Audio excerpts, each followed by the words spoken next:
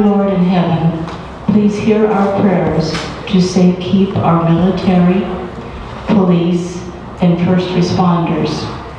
Watch over and guide our president and all politicians. Continue to bless our beautiful nation. Keep safe our society members, and guide us to do your work. In your name we pray. Amen. Have everybody stand, please.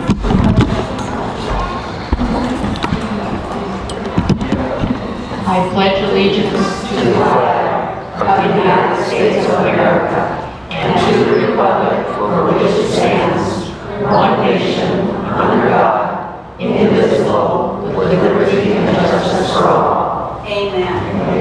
Wait, we're going to sing. God bless America, land that I love. Stand beside her and guide her through the night with the light from above. From the mountains to the prairies, to the oceans, white with gold. God bless America, my home, sweet home. God bless America, my home, sweet home. All right, thank you. Just have to start the day off with that. It gives me goosebumps every time I get a chance to say that. We just have a few things I'd like to do right now. I want to introduce some of our guests that are here in this room. We have our speaker over here, which is our county reporter, which is Mark Lunn. He'll be up here in a moment. We also have Kevin Matheny, who's in our district here in Thousand Oaks, who's running for city council. And we also have Denise Pedro. I'd love for her to come up for just a moment. She's running against Jackie Irwin, and we know what that's going to be like for her. It's going to be a very fun race. So I'd like for her to come up here for a moment and just give a little bit about her and what she needs to do today for you, or for us. So much. Good morning. Again, my name is Denise Pedro. I'm running against Jackie Irwin in this coming up election for District 44 Assembly seat. To tell you a little bit about myself, I was born and raised in Southern California. I first lived in Thousand Oaks in 1976 and then returned here in 1999 to live with my husband and raise our children. I attended Oxnard Community College and then continued at Pacific Union College in Northern California. I am a builder. I build affordable senior and family housing, and I come from a strong Hispanic family in law enforcement and the military. I'm a Trump supporter, pro-life, pro-Second Amendment, and we need a conservative voice in California to represent Ventura County, and I'm saying send me. I need to announce I have petitions with me. I am still in the nomination process to get on the ballot here in Ventura County. So I am collecting as many signatures as I can. They need to be in by November 6th. So if you are interested in adding your petition to get a woman on the ballot to represent Ventura County, come see me afterwards. I would love to have your support. Thank you.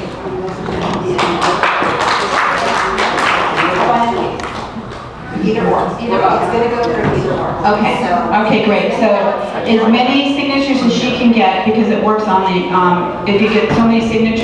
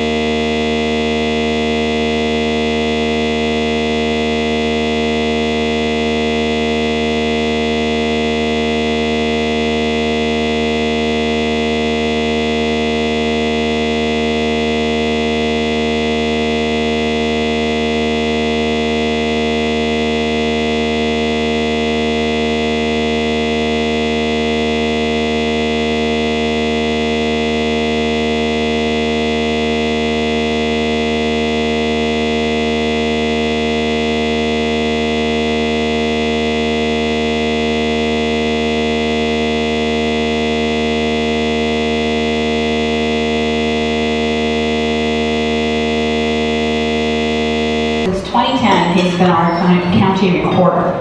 So we need to do all we can do to keep him happy and keep things going in Ventura County. He's a lifelong public servant.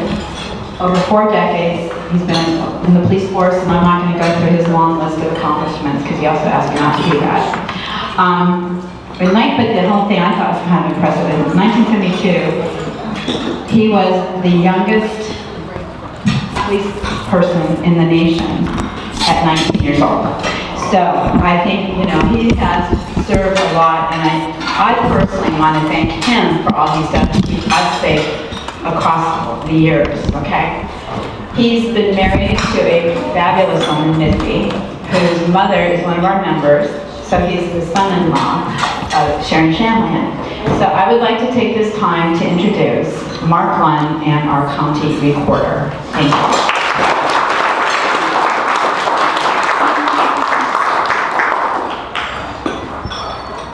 Hey there. How's everybody doing? All right, I'm going to try to pull this out of here. Thank you for having me here today. It's pretty nice to live in the Caneo and actually come to speak in the Caneo. And this group has been good about having me come in. What's happened in 137 days from today? I guess I go to work that day, along with a couple of other people that are here. 137 days as of today, we have a primary election. Now, you can't believe how many people that has not sunk in with yet. So I had somebody the other day say, well, June's coming up pretty quickly. I said, March is coming up even faster. What? Well, we have an election in March. 137 days. So all the work that this club is doing and all the Republican women's clubs throughout Ventura County, I know as a man that the groundwork and the hard work that gets done is done by women, right? Sorry guys, we're outnumbered anyways, right? We'd be outnumbered if there was only one in the room. But anyways, I appreciate all the hard work that you do. I'm glad to see that we have some candidates here. One of the candidates comes from a law enforcement family. That's near and dear to my heart. We are in the meeting place, not very far away from a tragedy that we had across the street. And we've got great men and women 24/7 in serving not only in black and white police cars, but in the military, in the federal service. In fact, I have an old Secret Service friend of mine that I've worked with. He's here with his wife today, and it's nice to see him later on. Thank you. These people are patriots, and it was very, very nice of you to recognize that first thing today. With me today, I have really the brains of my operation, 2 members of my election team, Myra,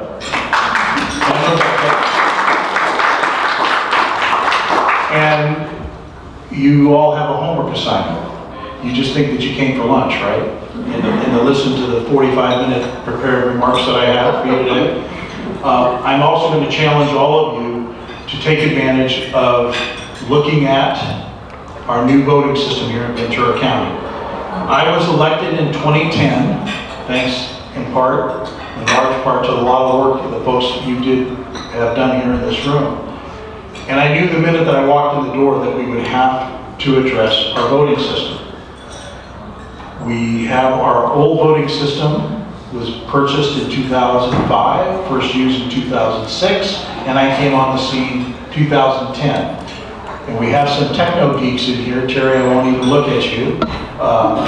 That will tell you that technology happens fast, and the equipment that we bought was way outdated when we put it into service. But that's how government works, right? Low bid and about 3 decades behind, at least, right, Terry? Yeah. So at that point in time, we began to look and evaluate and to study what we were going to do for a voting system here in Ventura County. In 2005, when it was purchased, our voting system, which worked very well throughout the years, cost $6 million of taxpayer money. That's in 2005 dollars.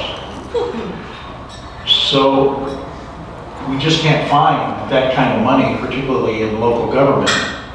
So I was looking for something, obviously, that could save us some money. Long story short, sometimes it's better to be lucky than good, and timing was great. Right after I closed the contract for our new voting equipment, our Secretary of State, he took all the voting equipment for all the counties in California, all 58 of our counties, and decertified all of them. We didn't know it was coming. We meet with him on a quarterly basis. I have conversations with him on a regular basis when he wants to talk to me about Ventura County. We had no idea that was coming. We had already made our purchase. Our equipment in Ventura County has been certified at the very highest level that the state certifies. So in terms of, we've got the latest and the greatest in terms of what election equipment is available in the nation today. So we're very happy to show it off to you today. It is not on the cutting edge of the latest and the greatest. How many of you have smartphones? Well, this isn't even on the smartphone level, not even anywhere close to the smartphone level. Being a law enforcement officer, and I view the world to this day through the eyes of a law enforcement officer, my number one concern was that whatever we do in terms of election equipment needs to be free from hacks, needs to be free from interference. And it's, again, timing is everything. Look what everybody's talking about today, about what's happened about interference from foreign governments and that sort of thing. So our new system does not interact, interface, and Terry will probably come up with some different words with the internet. We have basically taken a step backwards. How many of you in here are poll voters now? Raise your hand. Poll voters. Go to the poll to vote. How many of you are vote by mail? Okay, I'm a vote by mail voter. What's interesting in this group, 7 out of 10 voters, registered voters in Ventura County, are vote by mail voters. 7 out of 10, that is a lot. It's a record for us. When I first started, we were around, back in 2010, we were around 46% vote by mail. It's greatly increased. Why is that? Well, those of you that are poll voters, you like to go to polls and experience the experience of doing the most sacred thing that all of us do as Americans is to cast our vote. Right? That's the most sacred thing. There's no other higher calling when you put your American hat on than to cast a ballot. Vote by mail voters have the best of both worlds because you get your ballot early and you get to look at it, you get to study it, you get to procrastinate. And then you fill your ballot out and you put it in the mail. We get it, we count it. For those of you that are vote by mail voters, you no longer have to put a stamp on it. Yay, that's happy for me. You wouldn't think that a couple of stamps make a big difference in people's worlds. Trust me, I got most of my gray hair listening to people that were mad about not knowing how much postage to put on their vote by mail ballots. There was a reason for it, but I won't bore you with why we couldn't tell you exactly what postage to put on there. But that's gone now. It automatically comes to us and we count your vote. Political scientists are going to be studying for a long, long time what's happened in terms of the vote by mail voter. Candidates for office. Absentee chase? Okay. What an absentee chase is, for those of you that don't know, when the vote by mail ballots go out of my office and are mailed to homes, candidates time their literature that they want to mail to folks to arrive at the time that you receive the ballot. That was solid political wisdom to do that. What's happened in my time in the last 9 years, and we've done about 32 elections, I think, I presided over in that time, is the vote by mail ballots are coming in later and later and later. Now, I don't know why that is. I don't have the time to study that. But I will tell you that the old wisdom about that absentee chase, it is not as prevalent as it once was. Now, with one proviso. I'm not sure when that late arriving vote by mail ballot was actually voted on. We don't know that. And you have Pew and all those other people that do those types of studies. They'll figure that out as the years go on. It could be that somebody has marked their ballot let it sit, they forgot about it, and then they put it in the mail, and then we get it. Or it could be, it sits on the counter, and sits on the counter, uh-oh, election day's coming, I better do it, and I get it in the mail and we get it. It also could be, which is something that we've seen a lot of, and I don't have an explanation for you exactly yet, is people will take their ballot, look at it, make their choices, then come in on election day and get the best of both worlds, drop their ballot off at the polling place, which you can do. I'm not sure when that vote takes place, but I will tell you, in this county, vote by mail ballots are the predominant way that folks vote here. So, let me talk a little bit about being one. I think it's a good thing. For voter fraud, you probably talk a little bit about voter fraud, right? The only real weapon that I have as your registrar to really investigate voter fraud, the real only tool that I have that's consistent is that vote by mail envelope. Why? Anybody? Signature. Because there's a signature on it. You can't believe what we catch coming through that are invalid signatures, no signatures. Every election, people try to do what human beings do, and you can relate. There's a small percentage of human beings that try to cause harm to a system or to their fellow human beings. Happens here as well as any place else. People try to violate the law. They try to get around the system.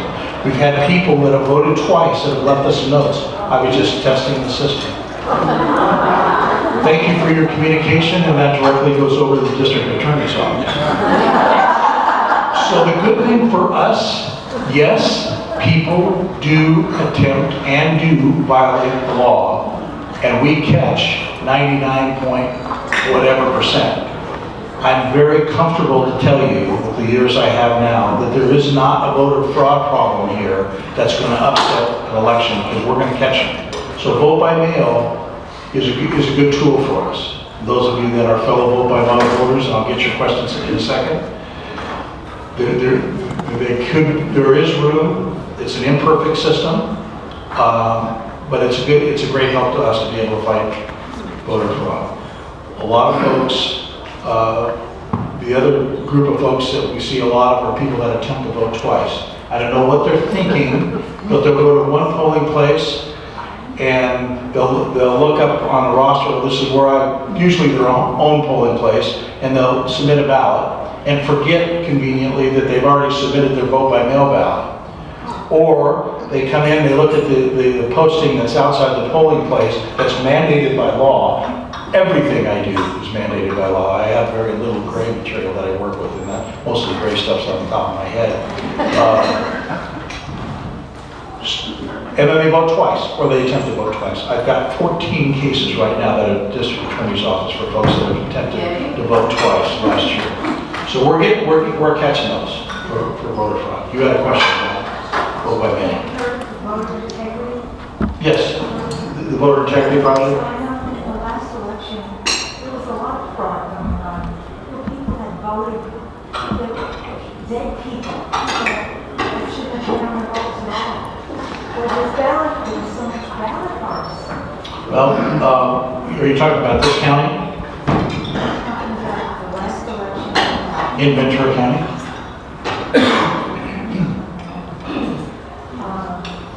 It's the whole state. Yeah. Ballot harvesting is alive and well. It's alive and well out there. And we depend on the eyes and ears of you folks to let us know when something's going wrong. Ballot harvesting is alive and well. Let's talk about dead voters. About 3 years ago, I received it was a very pointed and tersely written request for us to look at our voter records. We had all kinds of dead people on our voter rolls. And there was lots of statistics about that.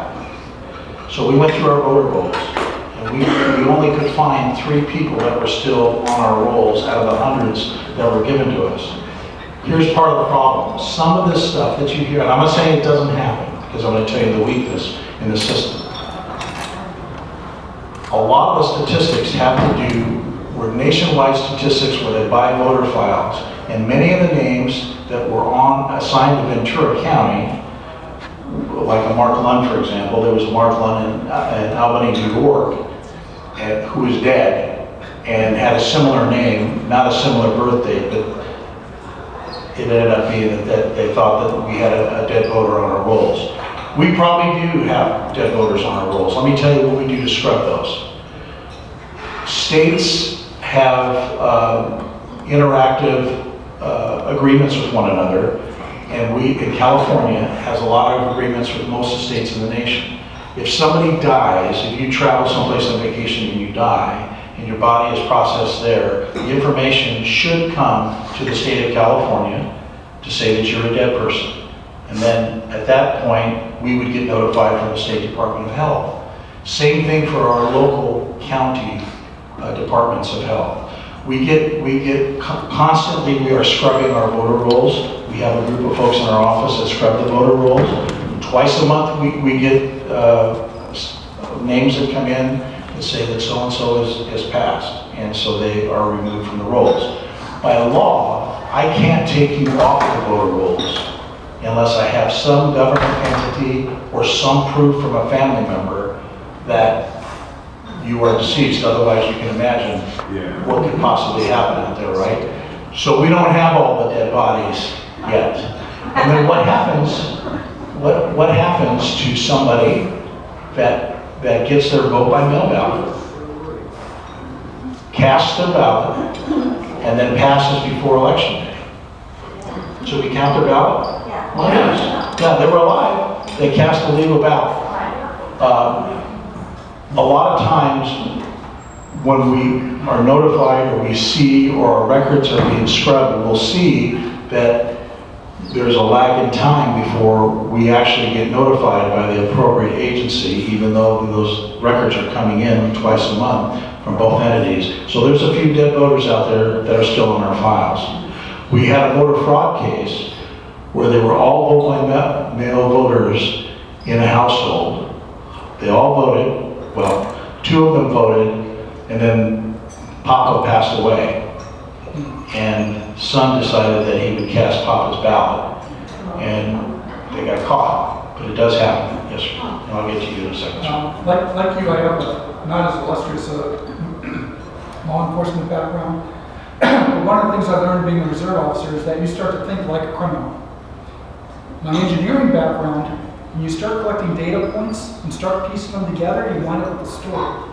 So, data point.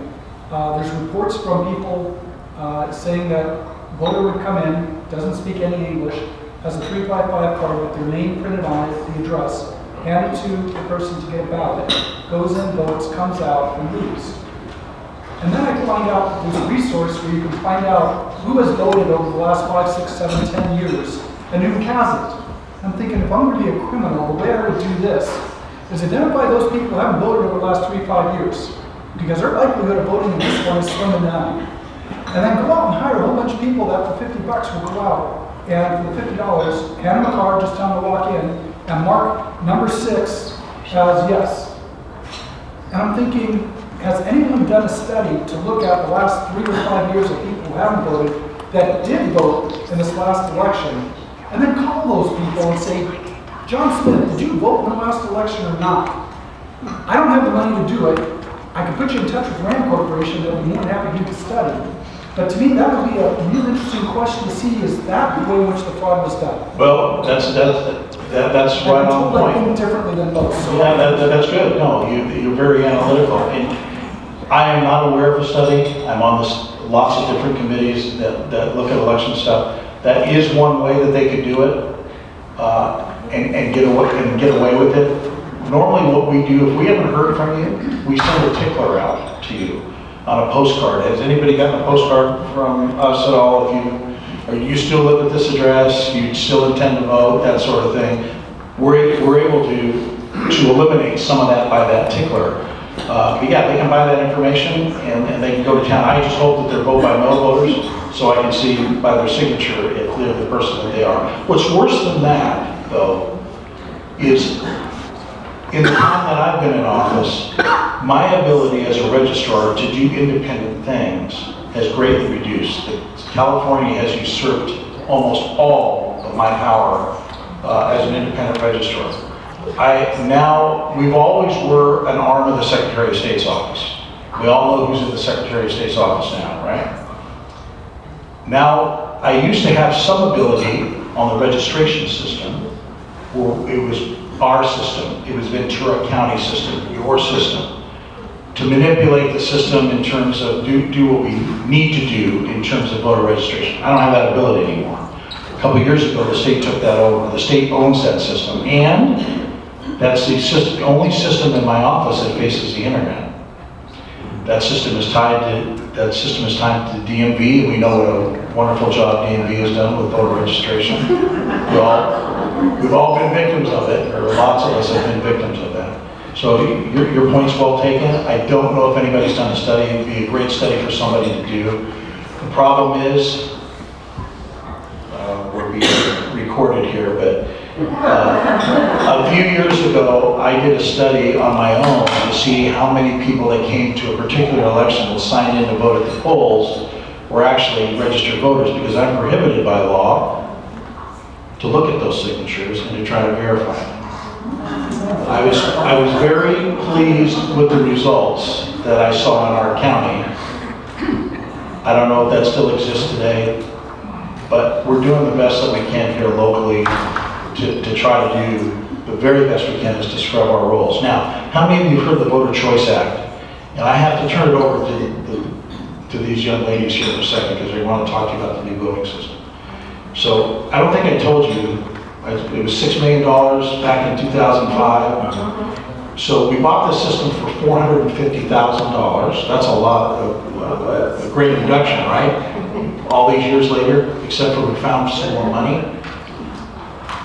Look, I believe that the money that we spend in government, and I've tried to administer my office that way, is all of our money. It's money in my pocket. We found some more money, and our system that we have now didn't cost anything. We get more federal funds to do that. Look, it's all money we spend as taxpayers. I think it's the right thing to do. I'm going to get the hook here pretty quickly, but there's a couple of folks that have some questions. Is it okay if I take the questions? All right. You're first, you're second, and you're third, sir. Mark, I wanted you to bring this up. Yes, I will. I'm just going to make a statement. In the 2016 primary, I was a poll watcher for election integrity. And I worked 2 different sites. The college, Carolinas College, was pretty clean. Went over to the Radisson, it was near the freeway.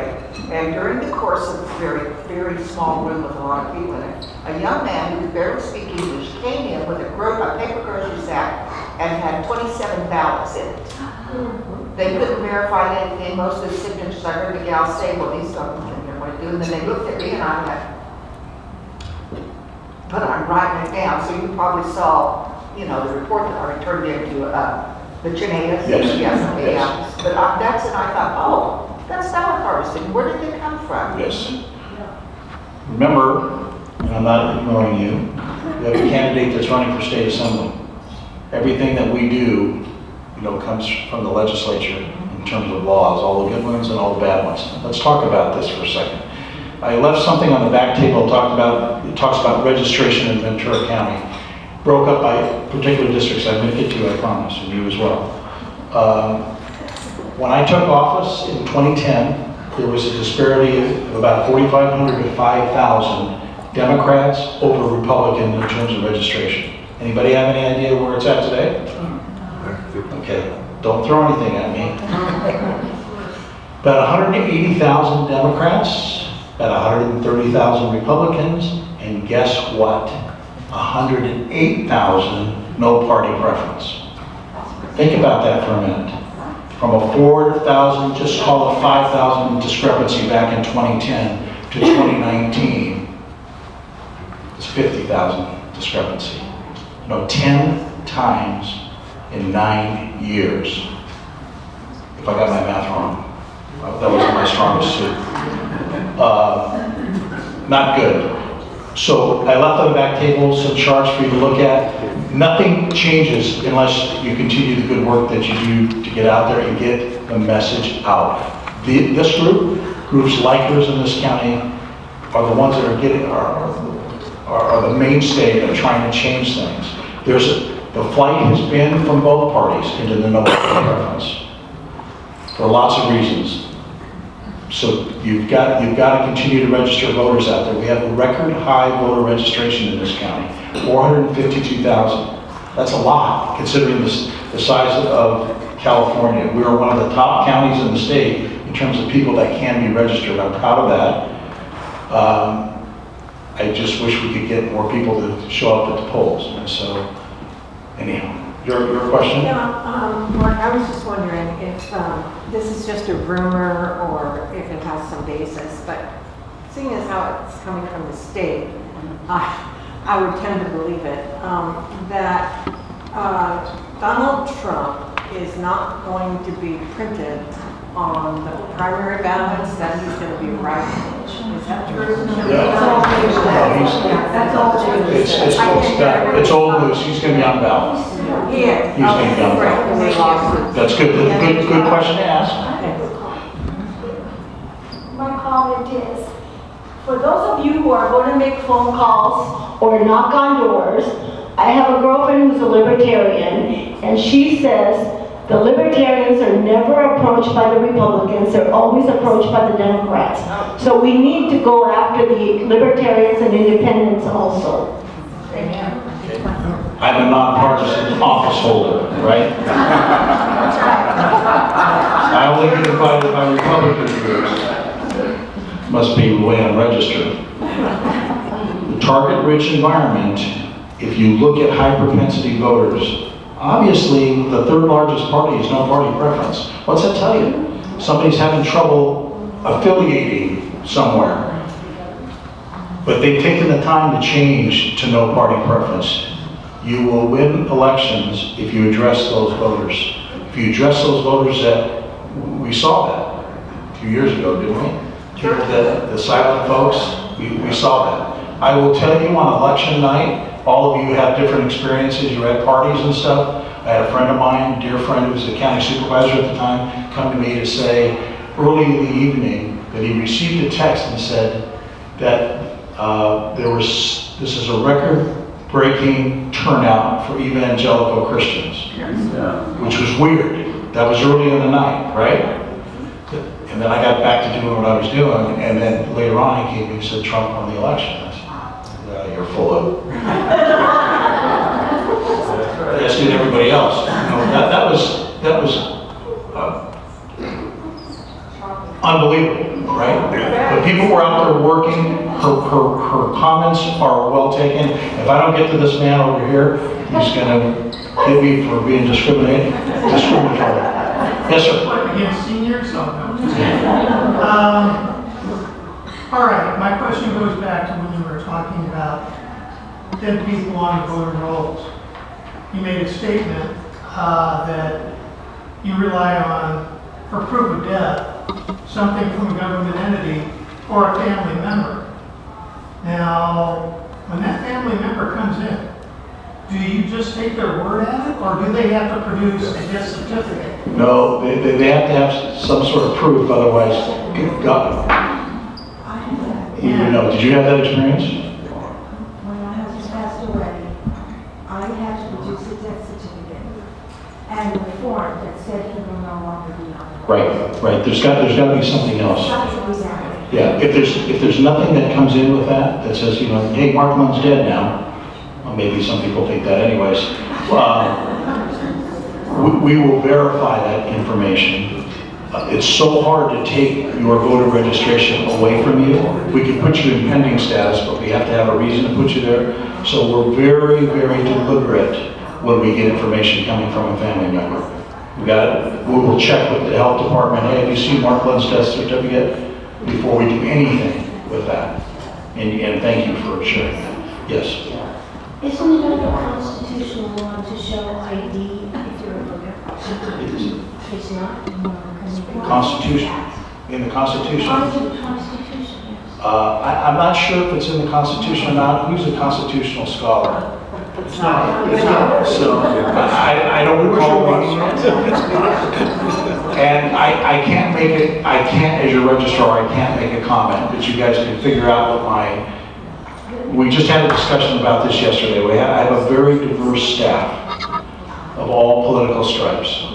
And we're talking in terms of practitioners. Wouldn't it be easier if we had some form of identification for folks that come in? We live the rest of our lives that way. And that wasn't a political statement, it's a practical statement. You know, register your kid in school, all that stuff. But I can't do it, but the legislature can do it. And right now, we do not have a legislature that's inclined to do that. The reason I'm saying this is because I work at Congress, and I was told never ask for identification. Many people came through that could not speak American, people that couldn't speak English, and we had a table set with different translators for them when they came in. But nobody had to show ID. No. Yeah, the only time you have to legally show ID is if you're registered and you not have any kind of corroboration whether you are a United States citizen. It's the very first time. That's the only time that you have, and the ID that you have to show is pretty nebulous when you go to the court. Well, it's a low bar. Let's just leave it at that. It's a low bar because the legislature will not attack that. Okay, so I'm going to get in trouble here. All right, let me talk to you. I'm going to have to cut off. I'll answer any questions that you have. I want all of you to take a look at this. This is what you would vote on if you opt to vote on it on election day at a polling place.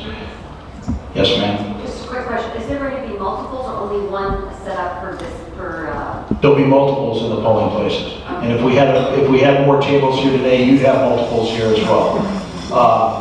It's an option. Myra, would you like to kind of take it over from here? I'm happy to answer any questions. It's good to see you again. Those of you, good luck. It's an interesting road. I wish you well. I'm looking forward to counting your votes. Did I cover a little bit, just a little smidge? Okay. I'll come back again if I get asked back again, and we'll deal with some more. Thank you very much. And I'm turning this over to Lunn.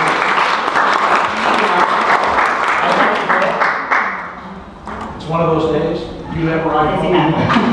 Anybody give her my mother-in-law ride home? Otherwise, I'm going to be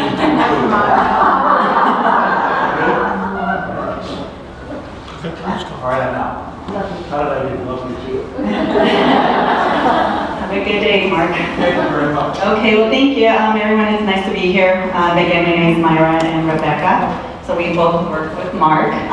So what we're going to do, I'm going to do an overview of what your options are when it comes to voting on election day and as well the vote by mail. And she will go ahead and briefly go over like a demonstration of the new touchscreen device. And then you guys will get at the end some hands-on experience to see how it works. Feedback we've had is pretty simple and everybody really enjoys. So again, like Mark mentioned, the touchscreen, there's going to be 2, 3, or 4, depending on the size of each precinct from Ventura County. So each polling place is going to have the touchscreen device along with the printer.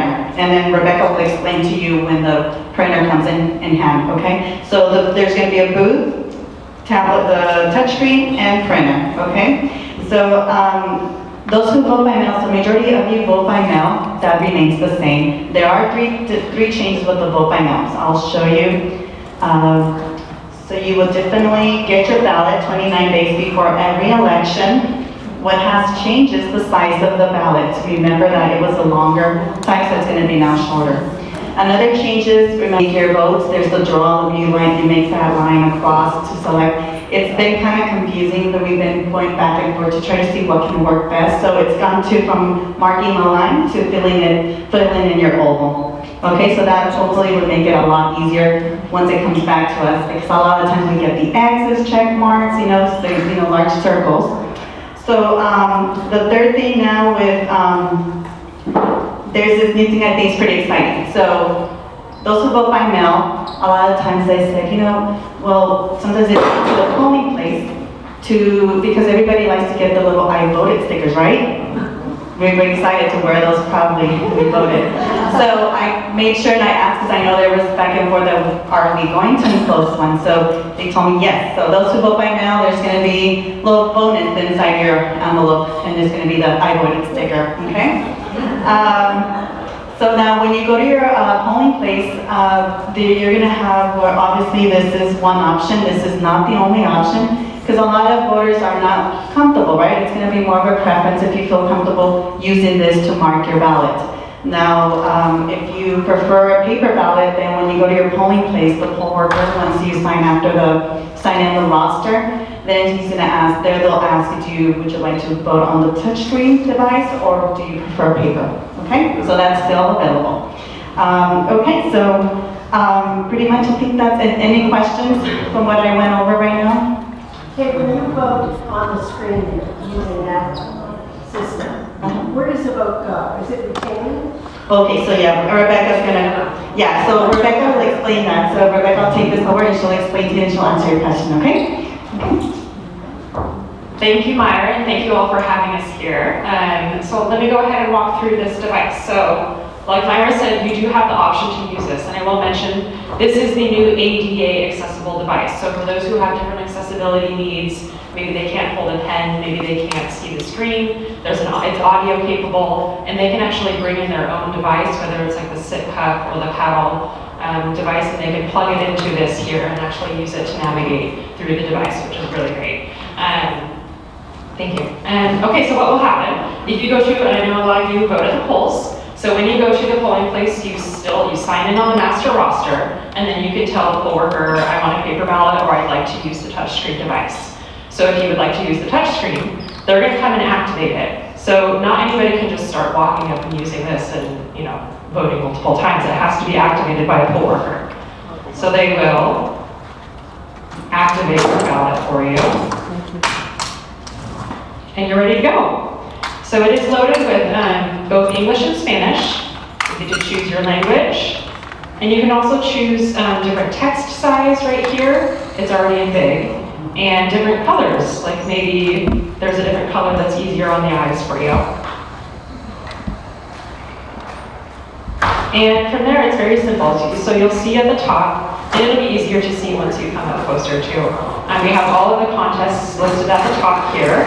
And so you can actually, you don't have to go in order. If you want to vote for mayor first, you can go to mayor and vote. Or you can start from the beginning and simply use the next button at the bottom of the screen to navigate. And it's very simple, very intuitive. So here we have the governor race, and you simply mark your selection and go to the next contest. Yeah, very simple. And whoops, I didn't mean to hit that one. You can just simply deselect and go for that. It will, yeah. And then this one, I'm going to go ahead and vote for Tesla. And then once you've made your way through the ballot, you go to the review stage. We want to make sure that voters have the chance to review their ballot before that they print it out. So everything looks good, but it did give me a little notification here. It gave me a little warning sign. So I'm going to scroll down and see, oh, this was actually a vote for 3 for school board, and I only voted for 1. So it's going to let the voter know, hey, you missed a couple. If I only wanted to vote for 1, you can leave it, but you can go back to that contest and vote for an additional 2. But the nice thing, so you can undervote, say you only wanted to vote for 1 in that contest, that's fine, we'll count it. But the machine stops you from overvoting. Say if I can't select a 4th one because it's a vote for 3 contest. So on a paper ballot, sometimes people will overvote. Maybe on accident, they vote for 4. We can't determine what you actually wanted to vote for. We have to throw that contest out. So this doesn't let you overvote, which is very good. I'm going to go back to review. It gives me the green light, and I'm ready to print. So what this features is a 100% paper-based system. So to answer your question, there's no memory storage in this device. So once this is printed, this is wiped clean, and there's no information stored in this at all. And so what Myra is holding, this is actually your official ballot. It's not a receipt. You're not going to take it home with you. You want to put it in the ballot box along with all the other paper ballots. That's going to be taken back to the elections division and tabulated by our high-speed scanners in the secure room. I can't tell from here, but is that human readable so you can?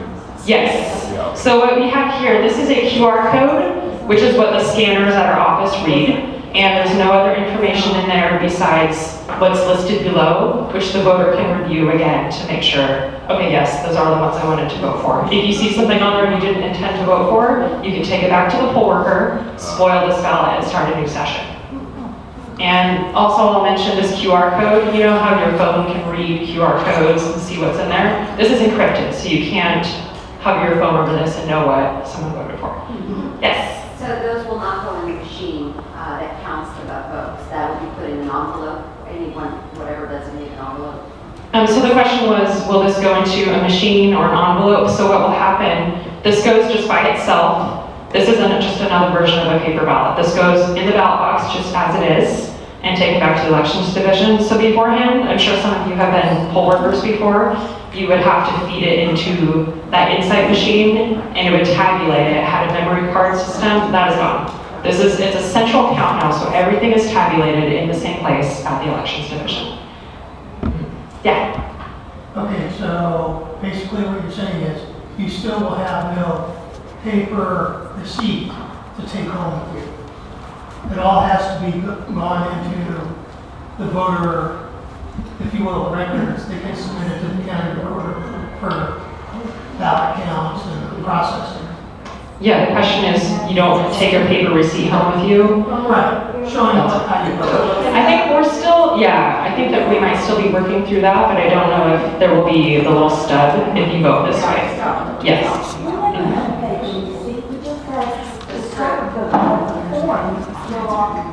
Yeah. Told you. No. The stub, the paper stub was your receipt. Yeah. Yes, any question? Oh, okay, go ahead, we'll go to you. How votes gonna be counted? So how will the votes be counted? There. Yes, so these paper ballots. So what's stored in that barcode is actually the votes right there. So our scanners are programmed to be able to read that and to know who you voted for. But it's gonna be manual, it's not gonna go on machine and because this is like it used to be. It will. There was, you print. It will still, yeah, it'll still be fed into a scanner, which is programmed. Yes, so it will be read by a scanner, a machine. And at the end, it's gonna be accumulated votes for each. Yes. Yes. Of course, I'm sure that others know there's been some major irregularities in counting paper ballots by some office workers and registrars in other states. So I get my mail-in ballot, and somebody's going to have to open it, and they will be able to see how I voted. And what happens if they don't like the way I voted and they kind of eliminate them like they've done in some other states? How do we eliminate that? I can ask, so your concern is, let's say, let me see if I got your question correct. So you vote by mail, we get your ballot, and your concern is that if we're able to see Mary Jones, right? And then we remove the ballot. We do have procedure. When it comes to our office, the ballots get sorted. We're not paying attention to signature, who it is, just to make sure that we have them right in the right order. It goes into this machine where it captures an image of your signature, because we compare your signature against the registration form the most recent one that way we verify the signature that is really you. So after that, once they're good, get the green light, it goes into this other machine where they slice open. At that moment, they're going fast. There's always two people when they handle ballots. So at that moment, they're removing the ballot, the envelope drops automatically, so there's no way of tracking once that open ballot, now it does not connect it to any voter. There's no way where we're going to be able to look at the votes and see, oh, this was Mary Jones, so that's completely clear. But I know that we're running out of time with questions. We'd love to answer most of the questions, but I think this is a good time and opportunity for those two. I will really encourage you to come up and just give it a try, so that way when you go to your polling place, at least you've got some experience, you can take this back with your friends and family as well. Just a quick question. is the county going to mail out some kind of promo on using the new machine that kind of steps through the processes so that people can look at it and before they vote, if like in our case, we always go and vote in person. So Yes, the county information guide, which used to be the sample ballot, there will be a page there explaining the options of what you have now done in polling place. So a poll worker training too, they're going to be those who are recruiting, are going to be trained to be able to, once voters get there, and there's instructions as well, as those who decide that. Thank you so much. Please take the opportunity to come up and to try this out. Yeah, we have our drawing. So let's do our drawing real quick while she's bringing that up. We do have one more dignitary here. We have Rhonda Baldwin. Would you like to draw the ticket? Here today, she's running for One more candidate, Congress. So, Terrific, there you go. you want to say something? I'll just say, I'll make it Okay. brief and quickly. All right.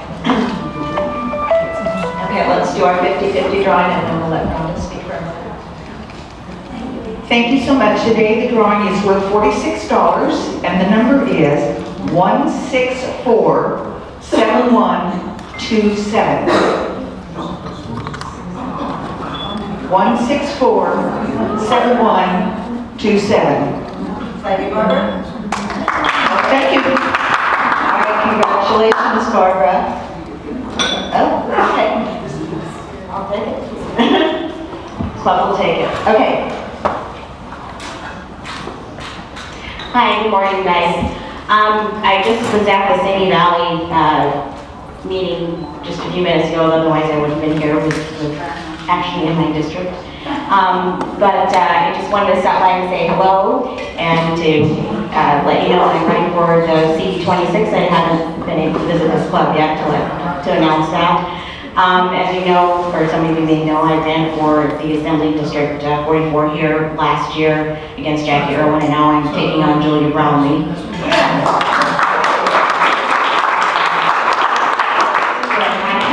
And here I have signatures. If you're a registered voter in the 26th Congressional District, if you would sign my petition for the filing fee, and also so that way it's 87 cents per signature, so that saves on the filing fees. We're going to be running a very aggressive campaign. The NRCC is behind me, the state party is behind me, and I think we're going to give Julia Brownlee a run for her money. So thank you.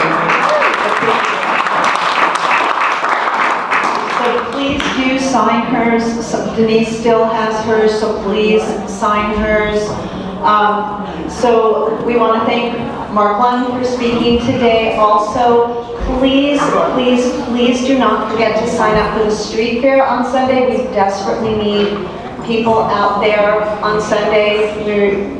We had an amazing response at the Ventura County Fair, so I expect a really good response on Sunday for the street fair as well. Also, don't forget to grab a renewal form from me if you need it. And we are still looking for some people to be part of our board. So please talk to me. I will be here afterwards. If you have any questions about any of the positions, we really would love to have some more people on the board. Our next meeting is Friday, November 15th, here, same time. Mark Muser is coming to speak, so we all know he's really, really good.